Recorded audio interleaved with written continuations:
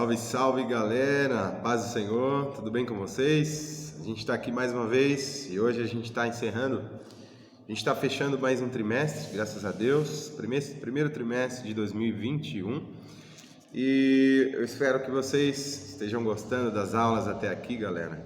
A gente faz com bastante carinho para vocês, espero que vocês assistam, espero que vocês gostem e espero que vocês fiquem com a gente. Fica com a gente aí. Próximo domingo a gente começa outro trimestre, vai ser a lição abençoada também. A gente vai falar sobre as cartas de Paulo aos Coríntios, a comunhão do corpo, como funciona o corpo de Cristo, o que significa ser parte do corpo de Cristo, que isso é muito importante, tá, galera? Nós sozinhos não somos o corpo de Cristo. Como diz um grande pregador que eu gosto, um crente sozinho dizer que é igreja é o mesmo que um galho sozinho ou quebrado dizer que é árvore, né? Não é mais. Então a gente precisa aprender sobre o corpo de Cristo. Bom, hoje a lição número 13, então, a última do trimestre, e a gente vai falar sobre um episódio muito interessante da Bíblia. Não sei se vocês têm curiosidade, talvez sim. É um dos temas que muitas pessoas têm mais curiosidade para saber, sobre o espinho da carne. O que era o espinho na carne de Paulo? O que era? O que isso significa? E o que traz de lição para nós? A palavra diz que ele orou 3 vezes acerca desse espinho, por causa desse espinho, para que Deus o livrasse, mas Deus não atendeu. Isso é muito interessante, tá, gente? A gente vai meditar, pensar um pouquinho sobre isso aí. Beleza, galera? Bom, então lição 13, o tema é o seguinte: a oração de Paulo em favor do seu espinho. Olha o texto do dia aí, que interessante. 2 Coríntios, importante, Bíblia na mão, hein? 2 Coríntios capítulo 12, versículo 7, que diz a palavra: e para que não me exaltasse pelas excelências das revelações, foi-me dado um espinho na carne, a saber, um mensageiro de Satanás. Interessante, hein? Para me esbofetear a fim de não me exaltar. Que interessante, gente. Que interessante. Vamos fazer uma oração? Senão tem gente que vai puxar minha orelha, né? A aula passada eu esqueci, desculpem. Mas vamos fazer a oração agora, também no final. É sempre importante a oração, tá, gente? Depois de ler a palavra, vem a oração. Isso é muito importante. Senhor, nós oramos agradecidos por mais este momento que a gente está aqui. Obrigado, Pai, porque o Senhor nos dá essa chance de aprender sobre a Tua Palavra, de crescer espiritualmente. Que o Senhor nos ajude, nos ensine, Pai, que nem todas as orações o Senhor vai responder como queremos. Ensina-nos a orar segundo a Tua vontade, pois isso é muito importante, Pai. Abençoe todos que irão participar dessa aula, que seja bênção em suas vidas, assim como tem sido na minha, em nome de Jesus. Amém. Então vamos lá, meus irmãos, olha o que diz a síntese aí. Síntese, eu sei que vocês provavelmente não têm a revista, mas a gente vai providenciar para o próximo trimestre, ainda que seja um PDF para vocês acompanhar, tá bom?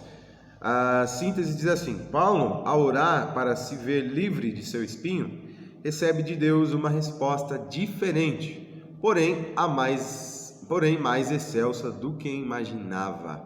Excelsa significa mais excelente, uma resposta melhor. O apóstolo Paulo não foi liberto do espinho, mas ele recebeu algo bem melhor do que o livramento do espinho. E vocês vão entender conforme a gente for explicando, tá, galera? Olha a introdução. Nessa última aula do trimestre, vamos estudar algumas lições muito importantes que a gente aprende com Paulo, em uma curiosa petição e o seu contexto. Quando Paulo escreve a segunda carta aos Coríntios, ele faz a referência aí a uma oração 3 orações que ele fez sobre um espinho na carne, algo que incomodava.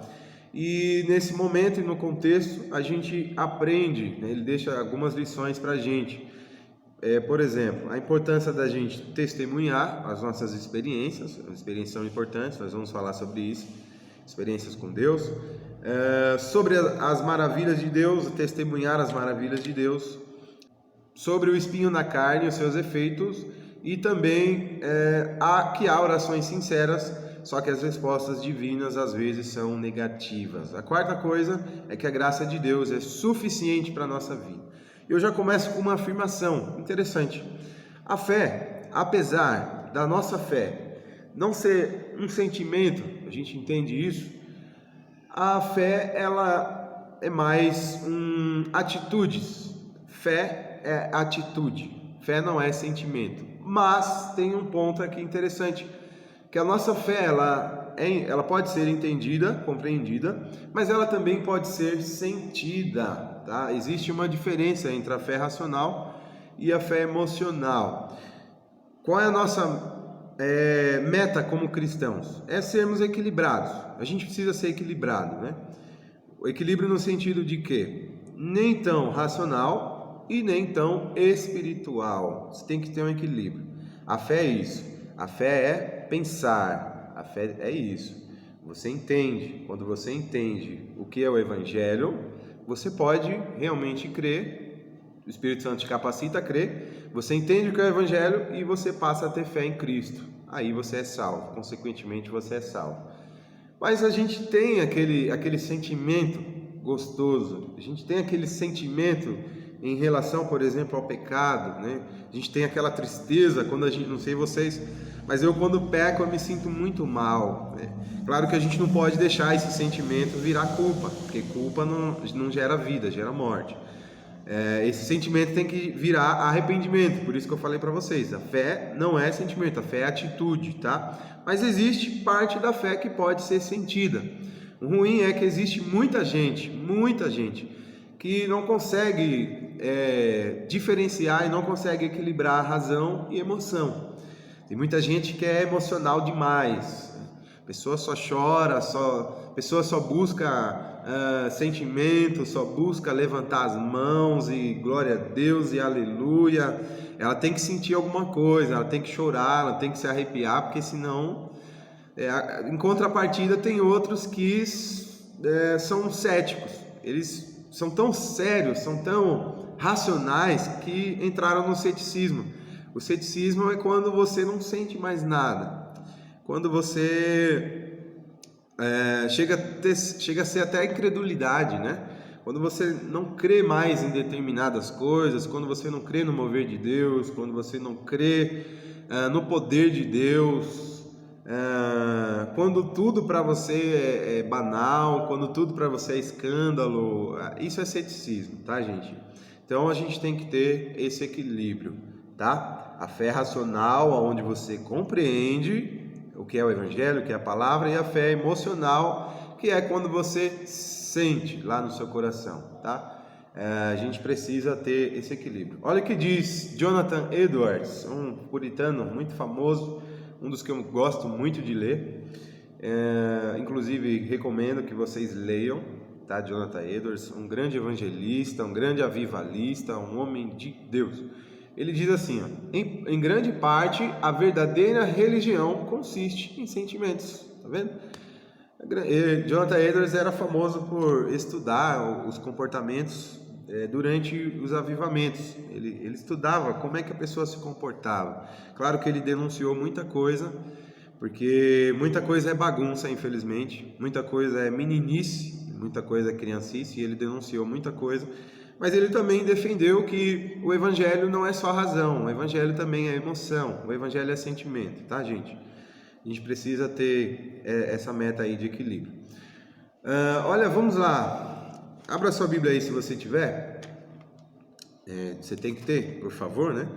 E no livro de Hebreus, no capítulo 13, Hebreus está quase lá no final, tá? Antes de Tiago, tá? Hebreus capítulo 13, versículo 8, olha o que diz a palavra de Deus, olha. Vamos ler o 7 também, 7 e 8. Lembrai-vos dos vossos pastores, que vos falaram da palavra de Deus, a fé dos quais imitai, atentando para a sua maneira de viver. Jesus Cristo é o mesmo ontem e hoje e eternamente. Olha que interessante esse ensinamento do escritor aos Hebreus. A gente precisa lembrar dos nossos guias, dos nossos mestres, dos nossos professores e imitar a fé deles.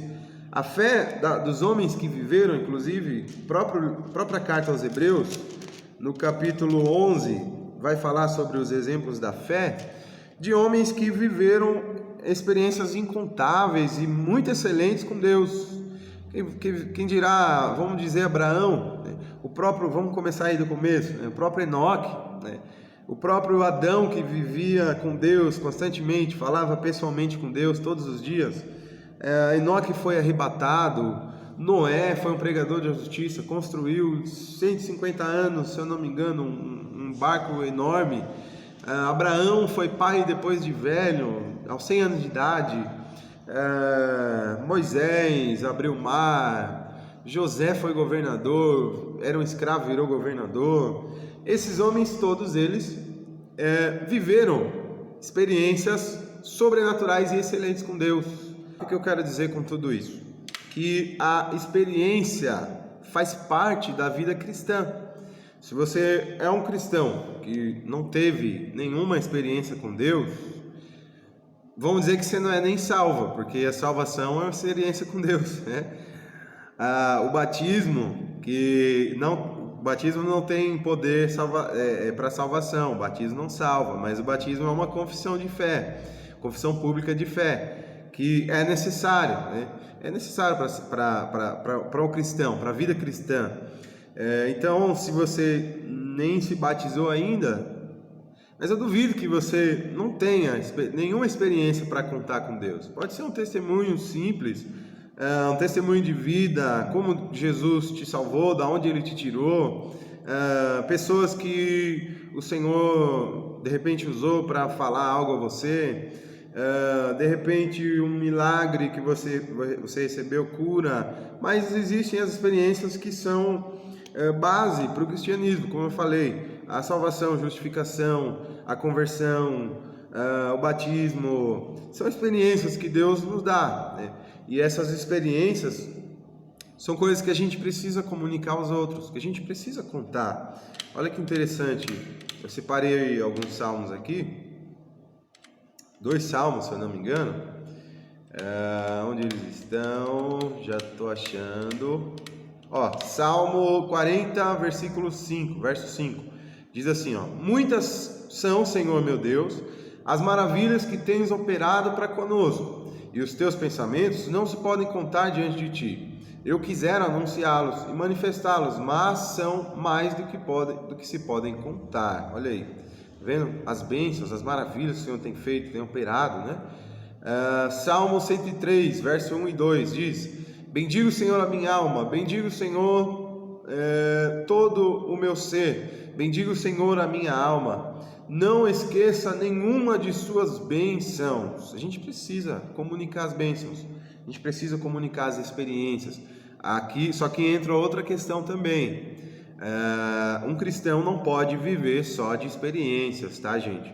A gente entende na palavra de Deus, a própria palavra diz, as bênçãos e os sinais, né, seguirão aos que creem, seguirão. Ou seja, não é você quem corre atrás de experiências, não é você quem busca a experiência, é o Senhor quem traz essas experiências até você.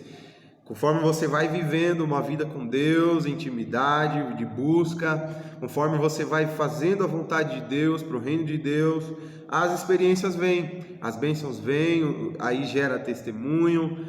A gente pode pegar aquela palavra de Mateus 6,33, né? Buscai primeiro o reino de Deus, né? A sua justiça, e as demais coisas serão acrescentadas. As demais coisas a gente pode colocar aí também como experiências. O próprio milagre da provisão, quando você não tem nada em casa e Deus providencia, é uma experiência que Deus traz para nossas vidas. E essas experiências, elas podem gerar esperança nos nossos irmãos. Inclusive Paulo fala muitas vezes, olha, você tem que ser motivo, você tem que gerar esperança nos outros, você tem que gerar esperanças, a palavra fala, você tem que gerar esperança, você tem que forjar esperança nos seus irmãos, você tem que impulsionar, levantar os seus irmãos, e a gente faz isso também através de experiências, tá, gente? A gente não pode supervalorizar a experiência também, tá? Porque tem igrejas, tem ministérios que supervalorizam a experiência como se a vida do cristão só tivesse aquilo. Inclusive pregadores, se você quer ser um pregador, não seja aquele pregador que lê um versículo da Bíblia, até fecha a Bíblia e começa só a contar testemunho. Não, isso também está errado, tá, gente? Outra coisa, não encaixe a Bíblia no seu testemunho, tá bom? Não encaixe a Bíblia no seu testemunho, mas encaixe o seu testemunho na Bíblia. Existem muitas pessoas que quando vão pregar, elas primeiro têm lá vamos dizer, a revelação, e depois vai buscar um texto na Bíblia que se encaixe com aquilo que ela viveu, né? Com um testemunho. Vivi um negócio ali, e aqui na passagem, na Bíblia, tem um negócio aqui que comprova ali e tal. Vou usar como pregação, como ministração. Tome cuidado com isso, tá? A gente tem que tirar o sermão da Bíblia e não fazer a Bíblia se encaixar no nosso sermão. Tem gente que, Deus me deu primeiro o sermão, depois eu vou buscar na Bíblia. Não.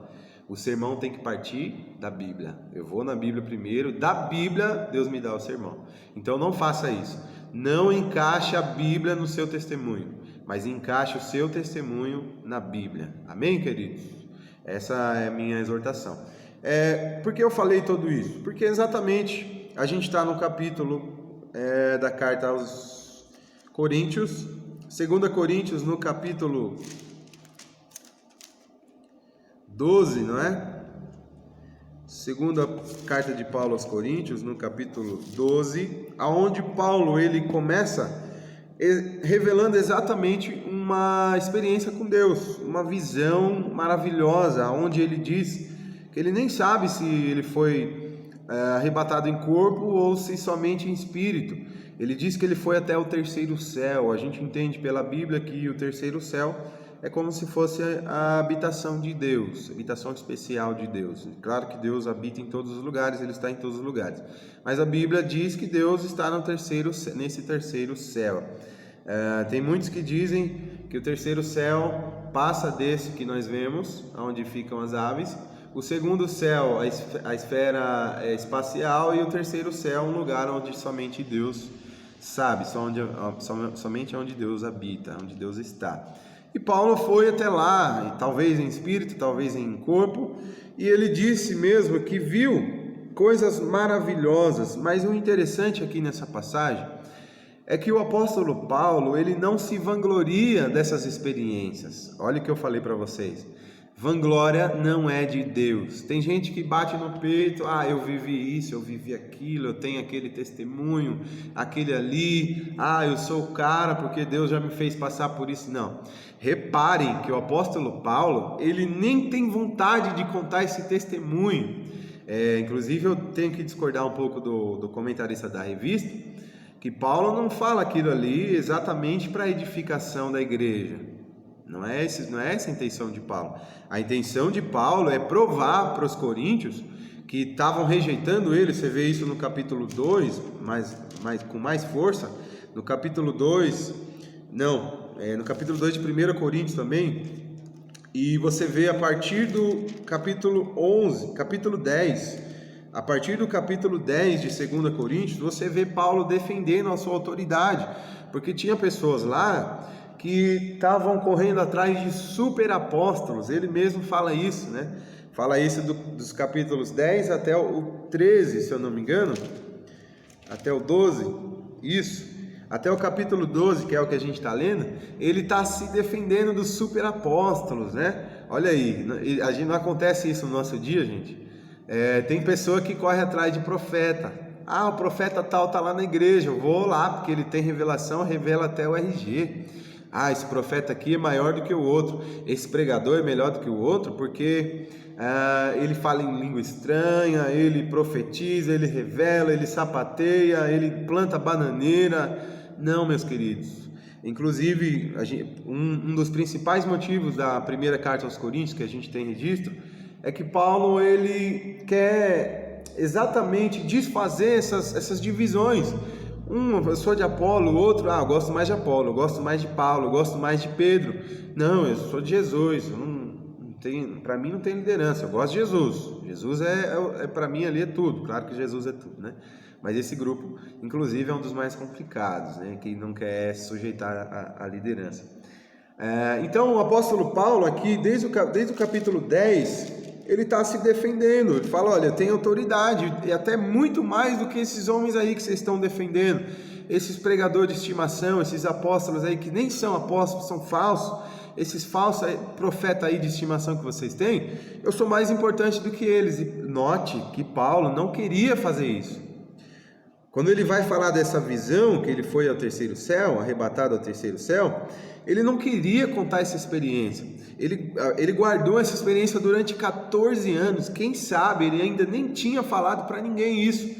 E, inclusive, vocês podem ver que no versículo 2, ele nem fala que ele mesmo que foi quem viveu aquilo. Ele diz, um certo homem que eu conheço viveu por isso. Olha o receio de Paulo de contar a experiência. Exatamente porque, através do espinho da carne, que ele fala aqui, olha, versículo 7, para que eu não me exaltasse pelas excelências das revelações, foi-me dado um espinho na carne. O apóstolo Paulo viveu aquela experiência sobrenatural, que ele ouviu coisas lá que ele diz que são inefáveis, que não podem ser repetidas, porque o homem não entenderia, e eu não duvido disso. Ele não podia falar para ninguém, entrar em detalhes, e depois disso, quem sabe, ele sentiu um ego crescendo dentro do coração. Nossa, olha que eu vivi, olha, isso aconteceu comigo, não aconteceu com Pedro, não aconteceu com Tiago, não aconteceu com João, não aconteceu com nenhum outro, aconteceu só comigo. Que maravilha, olha como eu sou importante para Deus. E Deus viu aquele ego crescendo, e umas coisas que Deus mais abomina é o ego, é a soberba. A própria palavra diz várias e várias vezes que Deus resiste e até abate o soberbo. Deus não gosta disso. Então você vê o receio. Ele não queria aumentar a fé dos cristãos ali com testemunho. Claro que podia servir para isso também, mas ele queria exatamente jogar na cara ali dos coríntios que ele era um homem que viveu coisas excelentes. Um pouco no capítulo 11, a partir do versículo 16, ele começa a falar dos sofrimentos. Ele fala, olha, eu sei que eu sou mais importante que esse aí, porque se eles já sofreram, eu sofri muito mais. Se eles já passaram dificuldades, eu passei muito mais. E Paulo dá aquela lista famosa, né? Sobre as suas experiências, as coisas que ele suportou, né? No capítulo 10, no capítulo 11 também, ele fala, nossa, se eles passaram por isso, eu passei mais, então eu sou mais apóstolo do que eles. Eles têm visão, eles têm revelação, eles têm experiência com Deus, eu tenho muito mais, eu fui ao terceiro céu. Isso aí não é nada para Deus. Aí ele vem falando, olha, Deus colocou o espinho na carne, foi para que eu não me exaltasse. E aí ele ora 3 vezes, né? Ele ora 3 vezes, Pai, Jesus, tira de mim esse espinho, está me incomodando. O que era esse espinho? Eu não vou entrar em detalhes, porque existe muita especulação. Tem especulação que dizem que era depressão, especulações que dizem que era um problema nos olhos, tem especulações que dizem que era perseguição e várias outras coisas. Mas o interessante é que Deus mandou um meio para que o apóstolo... isso também é importante. Muita gente acha que Deus só manda coisa boa, Deus só dá coisa boa. Não, Senhor, não vem com essa não, tá? Que essa aí não cola. Deus, quando Ele quer corrigir, a própria palavra fala, em Hebreus 11 e 12 também, que o Pai corrige aquele que o ama. E se você está sendo corrigido, o escritor aos Hebreus fala que você tem que ficar alegre, porque isso significa que você é filho. Porque um pai só corrige o filho que ama.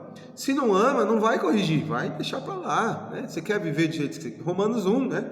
E eu entrego você ao seu próprio coração. Você quer viver do seu jeito? Então vai. Mas se o pai realmente ama, se o pai realmente cuida e se importa, ele corrige. Foi o que ele fez com o apóstolo Paulo. O apóstolo diz que um mensageiro de Satanás, a gente vê Paulo mencionando que foi mensageiro de Satanás, mas a gente sabe que o próprio Deus, ele está por trás ali das ações de Satanás. Não me interprete mal, tá? Não me interprete mal, mas Deus, ele é quem controla as ações de Satanás. Ele é quem fala, é como Lutero diz, que Satanás é um cachorro na coleira da mão de Deus. Deus controla, como fez com Jó, né? Satanás teve que ir lá pedir permissão para Deus, bater continência para Deus. Ó, fulano lá só vive assim porque você dá tudo, porque tem saúde. Deus, tá, pode mexer. Você não toca na vida, que a vida é minha. Pode fazer o que você quiser lá, mas a vida dele é minha. Tá? Então, muitas vezes as pessoas acham que as calamidades são obras de Satanás, e muitas são, mas que Deus não tem nada a ver com aquilo. Se Deus falar, Satanás, você não vai fazer nada, Satanás não faz.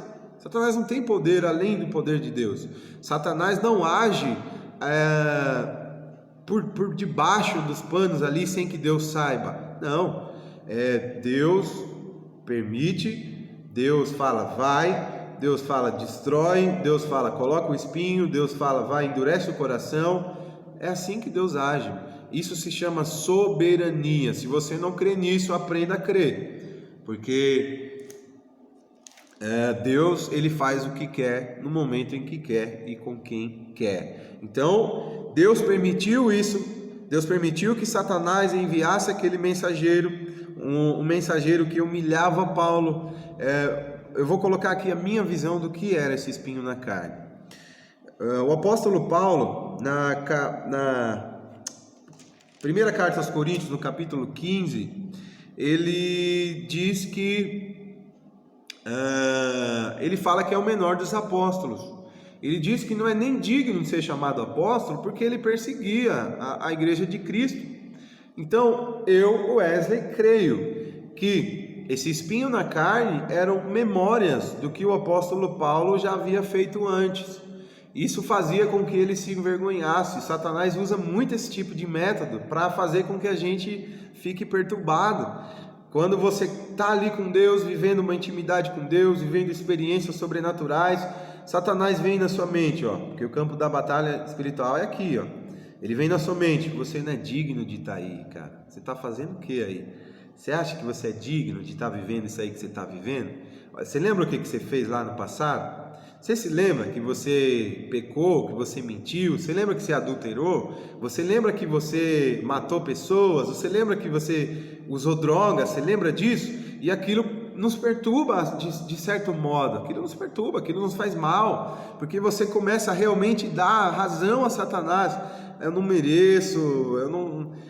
E conforme esses relatos de Paulo, falando que é o maior pecador de todos, é o menor dos apóstolos, é o menor entre todos os santos, é um homem indigno porque era perseguidor, eu creio, Wesley, que esse mensageiro de Satanás o humilhava dessa forma.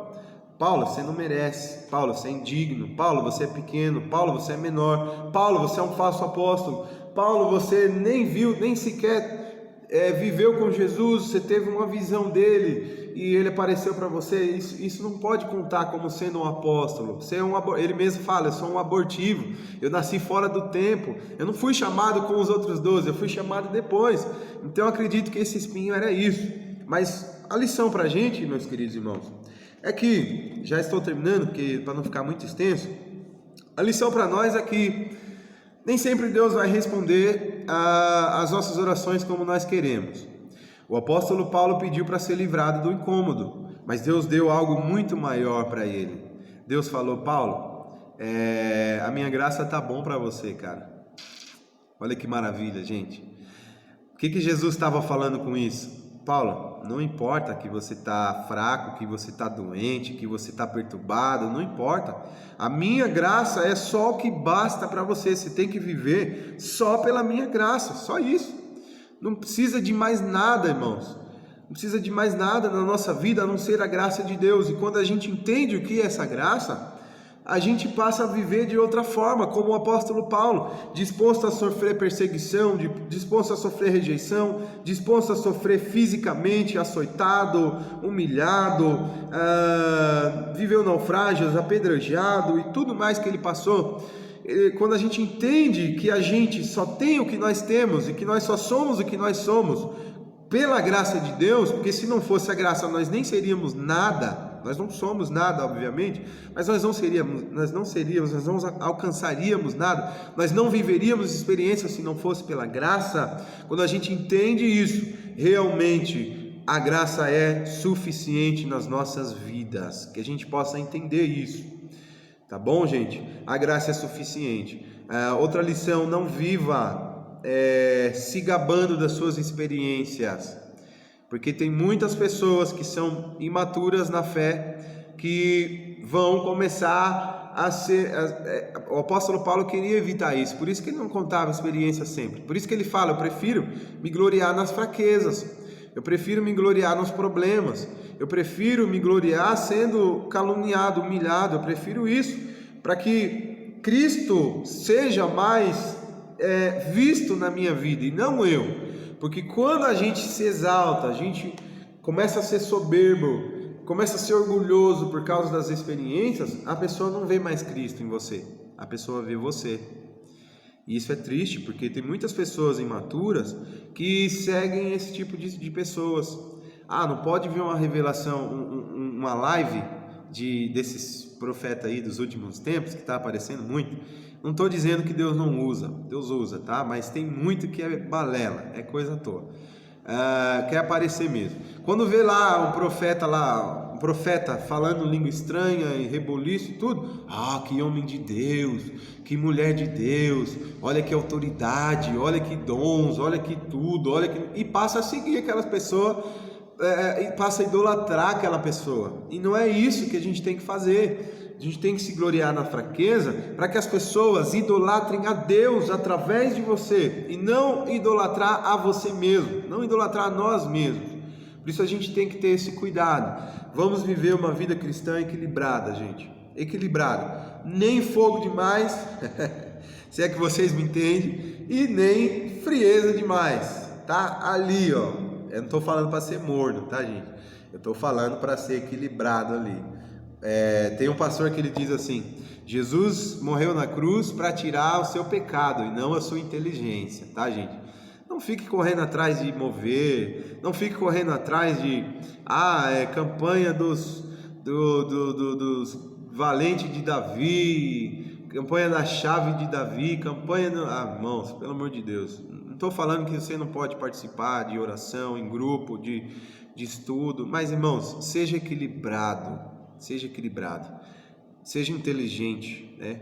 O apóstolo Paulo fala em certa ocasião, eu me esqueci onde que ele fala isso, mas ele está falando sobre os dons espirituais. Eu acredito que é 1 Coríntios 14, para a gente encerrar. Sobre os dons espirituais ele está falando, e ele está falando sobre o falar em línguas, né? Deixa eu só conferir aqui se eu acho rapidamente na primeira carta aos Coríntios, capítulo 14, ele está falando que a profecia é superior ao dom de línguas. Sim, capítulo 14, versículo 3 de 1 Coríntios. Versículo 14: porque se eu orar em língua estranha, o meu espírito ora bem, mas o meu entendimento fica sem fruto. O que eu farei então? O que eu farei, pois? Orarei com o espírito, mas também orarei com entendimento. Cantarei com o espírito, mas cantarei também com entendimento. Olha que maravilha, gente. Olha que maravilha. O que Paulo está falando aqui? Eu vou orar entregando o meu espírito, em espírito, mas é também em verdade. Eu estou orando em espírito, mas é em verdade. Eu estou orando ali espiritualmente, mas eu estou entendendo o que eu estou orando. Eu estou cantando ali com espírito, com fervor, mas eu estou entendendo a letra, eu estou recebendo a letra. Tem muita gente, principalmente jovem, que começa a levantar a mão e chora e canta e tal, e não sabe nem o que está cantando. Às vezes está cantando um monte de heresia, um monte de besteira e não sabe. Por isso é preciso o racional, a mente, saber o que está cantando, saber o que está falando, saber o que está pregando. Racional, saber o que está sendo pregado. O pregador fala um monte de besteira, tem gente lá, glória a Deus, amém, aleluia, um monte de besteira que nem é bíblico. Então, começa a usar a mente. Você precisa ser um crente emocional. Se quiser chorar, chore.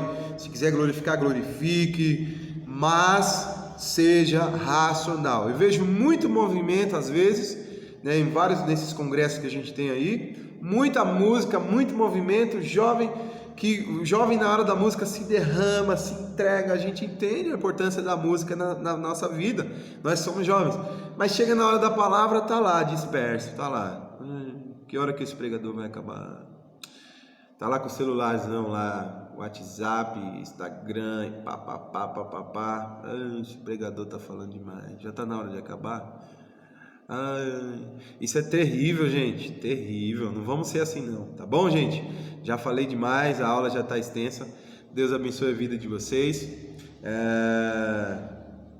Vamos glorificar a Deus, vamos orar para encerrar, e que o Senhor some mais fé no nosso coração, que o Senhor acrescente mais inteligência, mais conhecimento na nossa mente, e que sejamos cristãos equilibrados, tá bom, galera? Próxima aula já vai ser do próximo trimestre, vai ser bênção na sua vida, na minha já está sendo, vai ser bênção na sua vida. Não perca, não deixe de nos assistir. ADB Pununduva, uma igreja imparável. Senhor, obrigado por mais uma aula, Pai. Que o Senhor nos ajude a vivermos em equilíbrio, que o Senhor nos dê grandes experiências, Pai. Que o Senhor nos conceda grandes situações contigo, na Tua presença, que nós possa ser gerado em nós grandes e excelentes testemunhos, mas que nós também, Senhor, possamos ser humildes, que nós também, Senhor, possamos nos gloriar na fraqueza e não nas grandes experiências, que nós possamos, Senhor, viver humildemente, sem soberba, sem orgulho, Pai, sem ego. Senhor, mata o ego no nosso coração, que nós possamos entender que tudo é pela graça, pois só a graça, Senhor, já é suficiente na nossa vida. Que nós possamos entender isso. Abençoe os irmãos, os jovens que assistiram essa aula, que seja bênção nas suas vidas. Esse é o nosso desejo, nosso pedido, no nome do nosso Senhor Jesus. Amém. Salve, galera, Deus abençoe, paz do Senhor.